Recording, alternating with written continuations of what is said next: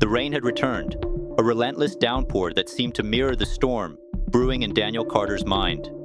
3 months had passed since the night that changed everything.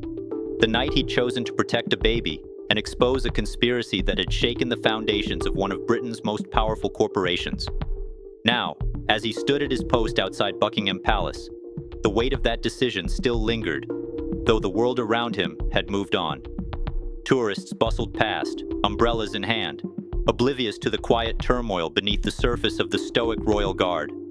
Daniel's eyes scanned the crowd, a habit he'd developed since that fateful day.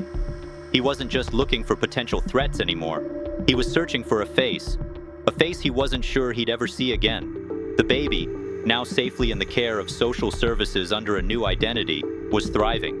Emily Walker, the woman who had entrusted her child to him, had disappeared into the shadows, her testimony instrumental in bringing down Jonathan Carter's empire. But Daniel couldn't shake the feeling that the story wasn't over. As the rain intensified, a familiar figure caught his eye. A woman, hood pulled low over her face, stood at the edge of the crowd, her posture tense, her movements deliberate. She wasn't holding a baby this time, but there was something about her, the way she carried herself, the way her eyes darted nervously, that sent a jolt of recognition through Daniel. His heart raced as he broke protocol, stepping forward to approach her. "Emily?" he said softly, his voice barely audible over the rain. The woman's head snapped up, her eyes wide with a mixture of fear and relief. "Daniel," she whispered, her voice trembling. "I didn't know where else to go." Before he could respond, a black SUV pulled up to the curb, its tinted windows hiding the occupants within. Emily's breath hitched, and she took a step closer to Daniel. "They found me," she said, her voice barely a whisper. "I thought I was safe, but they found me." Daniel's instincts kicked in. He positioned himself between Emily and the SUV, his hand instinctively reaching for the radio at his side. "Stay behind me," he said firmly. "I won't let them take you." The SUV's doors opened, and 3 men in dark suits stepped out, their expressions cold and calculating. The leader, a man Daniel recognized from the train station confrontation, smirked as he approached. "Guard Carter," he said, his tone dripping with mockery. "Still playing the hero, I see." Daniel's jaw tightened. "This ends now," he said, his voice steady, despite the adrenaline coursing through his veins. "You've lost. Carter's in prison. Your operation's exposed. There's nothing left for you here." The man's smirk faded, replaced by a look of pure malice. "You think this is over?" he spat. "You think a few arrests and some bad press can stop us? We're everywhere, Carter. In the courts, in the government, in the shadows. You can't win."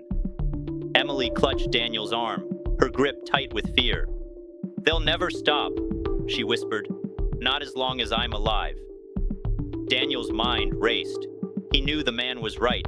Carter's network was vast, and their reach extended far beyond what had been exposed. But he also knew he couldn't back down. Not now. Not after everything. "Then we'll take the fight to them," he said, his voice low but determined. "Emily, do you still have the evidence? The backups?" She nodded, her eyes filled with a mixture of hope and desperation. "I hid it," she said. "Somewhere they'll never find it, but I need your help to get it out." The men in suits took a step closer, their intentions clear. Daniel keyed his radio, his voice calm but urgent. "This is Carter. I need immediate backup at the palace gates. Possible hostile engagement." The leader of the men laughed, a cold, humorless sound. "Backup won't save you," he said. "You're outnumbered, outgunned, and out of your depth." Daniel's grip tightened on his radio. "Maybe," he said, "but I'm not alone." As if on cue, the sound of approaching sirens filled the air.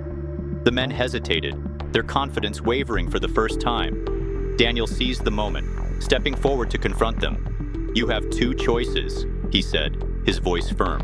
"Walk away now, or face the consequences. But know this, I won't stop until every last one of you is brought to justice." The leader's eyes narrowed, but he didn't respond. Instead, he gave a curt nod to his men, and they retreated to the SUV, their movements swift and deliberate. As the vehicle sped away, Daniel felt a surge of relief, but he knew this was only a temporary victory. Emily's grip on his arm loosened, and she looked up at him, her eyes filled with gratitude. "Thank you," she said softly, "for everything." Daniel nodded, his expression grim. "This isn't over," he said. "But as long as I'm standing, I'll protect you. Both of you." As the rain continued to fall, Daniel knew the road ahead would be fraught with danger. But he also knew he'd made the right choice, not just for Emily and her child, but for himself. Some guards protect buildings and boundaries. Others protect something far more precious, and Daniel Carter had chosen his side. To be continued. The next few days were a blur of activity. Daniel had taken Emily to a safe house, a nondescript building tucked away in a quiet London neighborhood. It was a place he'd used before, during his military days, when he needed to lay low.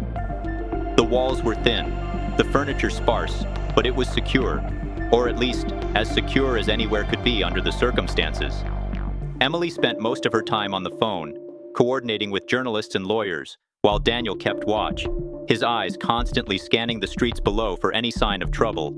The evidence she'd hidden, a trove of documents detailing Carter's crimes, was slowly being released to the public, piece by piece, in a carefully orchestrated campaign designed to keep the pressure on. But Carter's network was fighting back.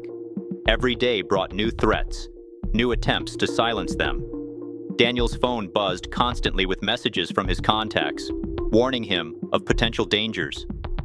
"They're getting desperate," Emily said one evening, as they sat in the dimly lit living room. "They'll do anything to stop us." Daniel nodded, his expression grim. "I know," he said, "but we're not backing down. Not now." Emily looked at him, her eyes filled with a mixture of gratitude and fear. "You've already done so much," she said. "I don't want to put you in any more danger." Daniel shook his head. "You're not putting me in danger," he said. "I chose this, and I'd choose it again." The words hung in the air between them, heavy with unspoken meaning. For a moment, neither of them spoke, the only sound the steady patter of rain against the windows. Then, the sound of breaking glass shattered the silence. Daniel was on his feet in an instant, his hand reaching for the weapon at his side. "Stay here," he said, his voice low and urgent. Emily nodded, her eyes wide with fear. Daniel moved quickly, his training taking over as he made his way to the source of the noise. The kitchen window was shattered, a brick lying on the floor amidst the shards of glass. Attached to the brick was a note, scrawled in bold, angry letters. "Last warning, walk away." Daniel's jaw tightened as he read the words. He knew what they meant. This wasn't just a threat, it was a promise. Carter's network was closing in, and they were running out of time. He returned to the living room, where Emily was waiting, her face pale with fear. "What is it?" she asked, her voice trembling. Daniel handed her the note, his expression grim. "They're getting closer," he said. "We need to move." Emily nodded, her hands shaking as she read the note. "Where will we go?" she asked. Daniel hesitated, his mind racing. He knew they couldn't stay in London, not with Carter's network closing in. But where could they go that would be safe? Then, an idea struck him. "Cornwall," he said. "My brother has a place there. It's off the grid, secure. We'll be safe there." Emily nodded, her eyes filled with determination. "Let's go," she said. The journey to Cornwall was tense, every mile filled with the fear of being followed. Daniel drove carefully, his eyes constantly scanning the rearview mirror for any sign of pursuit. Emily sat beside him, her hands clenched tightly in her lap, her face pale with fear. But they made it. The safe house in Cornwall was everything Daniel had promised: remote, secure, and hidden from prying eyes. For the first time in weeks, they could breathe. But the peace didn't last long. A few days after their arrival, Daniel received a message from one of his contacts. Carter's network had been dealt a major blow. A key member of their operation had been arrested, and the evidence against them was overwhelming. But the message ended with a warning. "They're coming for you. Be ready." Daniel knew what that meant. Carter's network was desperate, and desperate people were dangerous. He spent the next few days fortifying the safe house, preparing for the inevitable confrontation. It came one night, under the cover of darkness. Daniel was on watch when he heard the sound of approaching vehicles. He moved quickly, waking Emily and ushering her to a hidden room in the basement. "Stay here," he said, his voice firm. "No matter what happens, don't come out." Emily nodded, her eyes filled with fear. "Be careful," she whispered. Daniel gave her a reassuring smile. "I will," he said. Then he turned and made his way to the front of the house, his weapon in hand. The sound of footsteps outside grew louder, and Daniel knew the time had come. The door burst open, and a group of armed men stormed in, their faces masked, their weapons drawn. Daniel didn't hesitate. He fired, taking down the first man before he could react. The others scattered, taking cover as the room erupted in gunfire. The fight was intense, every second a battle for survival. Daniel moved with precision, his training guiding his every move. But he was outnumbered, and he knew it was only a matter of time before they overwhelmed him. Then, just as he thought it was over, the sound of sirens filled the air. The men hesitated, their confidence wavering, and Daniel seized the moment, taking down another one of them. The police arrived moments later, their presence turning the tide of the battle. The remaining men fled, disappearing into the night as quickly as they had come. Daniel stood amidst the chaos, his chest heaving with exertion, his mind racing. He knew this wasn't the end. Carter's network was still out there, and they would stop at nothing to silence Emily and destroy the evidence she carried. But as he looked around at the wreckage of the safe house, he knew one thing for certain. He wasn't going to let them win. Not now. Not ever. The door burst open, and a group of armed men stormed in, their faces masked, their weapons drawn. Daniel didn't hesitate. He fired, taking down the first man before he could react. The others scattered, taking cover as the room erupted in gunfire. The fight was intense, every second a battle for survival.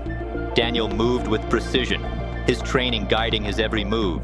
But he was outnumbered, and he knew it was only a matter of time before they overwhelmed him. Then, just as he thought it was over, the sound of sirens filled the air. The men hesitated, their confidence wavering, and Daniel seized the moment, taking down another one of them. The police arrived moments later, their presence turning the tide of the battle. The remaining men fled, disappearing into the night as quickly as they had come. Daniel stood amidst the chaos, his chest heaving with exertion, his mind racing. He knew this wasn't the end. Carter's network was still out there, and they would stop at nothing to silence Emily and destroy the evidence she carried. But as he looked around at the wreckage of the safe house, he knew one thing for certain. He wasn't going to let them win. Not now. Not ever.